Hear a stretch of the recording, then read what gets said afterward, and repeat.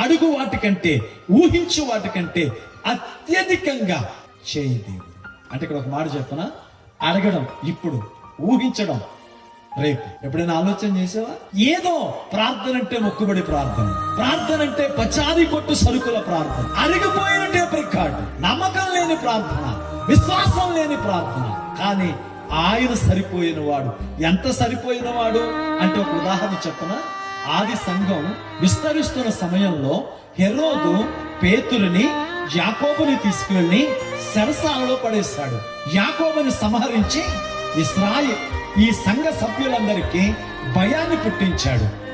కానీ పేతురుని చెరసాలలో వేస్తే సంఘం ఆసక్తితో ప్రార్థన చేసింది. కానీ కొంచెం కిందకు వస్తే చూడండి, హెరోదు పురుగులు పడి చచ్చింది. వీళ్ళు ఎవరి కోసం ప్రార్థన చేశారు? పేతురు కోసం. కానీ దేవుడు ఏం చేశాడు?